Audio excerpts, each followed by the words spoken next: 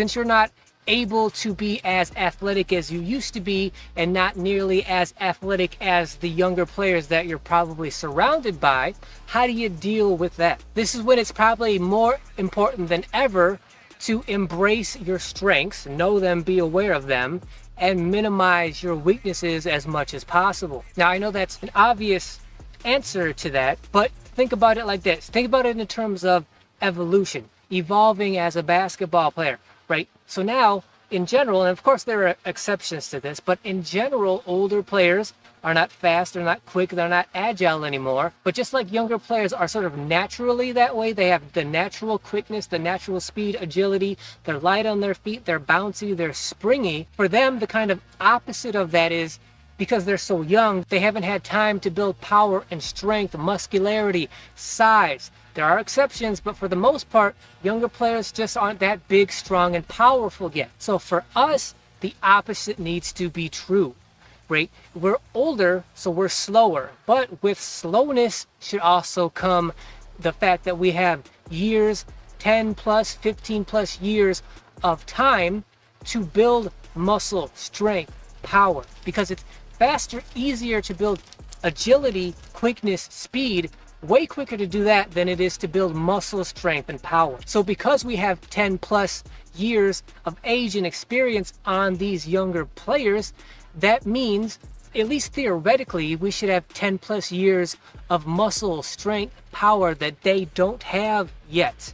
That should be our major overall physical strength, literally, which is we're just stronger, bigger, more powerful than they are. Athletically, agility wise, we're done. We can't keep up with them in terms of speed and quickness, but we should be much stronger and more powerful than them. And when it comes to power, strength, muscularity, size, that usually shines more down towards the basket as opposed to being out by the three-point line. Now you may be thinking to yourself, well, playing around the basket, that's not my game, or that's not what I do, right? My entire career I've been known as a perimeter guard, like a speed kind of player. And really the bottom line is you either evolve as a player, change your game to what suits your physicality the best and the most, or you kind of just give up and stop playing. They just give up, they walk away, and they just give up on basketball. But for those of us who want to stick around and want to be the rare older guy, well, you don't have any choice. You have to evolve. You have to change your game and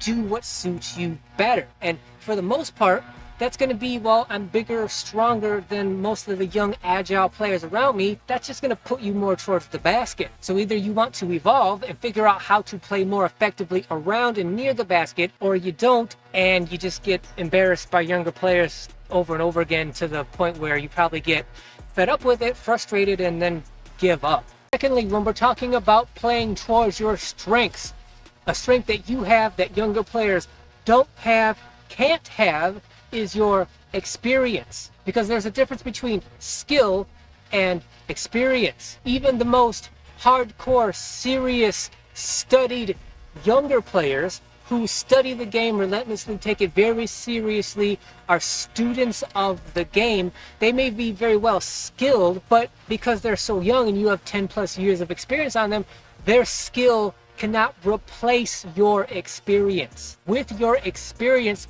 should become the evolution of strategy, and that strategy should revolve around your physicality, trying to compensate for your lack of athleticism. What I mean is you need to know yourself, know your game, and strategize how you play so that you still are the most effective player you possibly can be, while at the same time using as little energy as possible.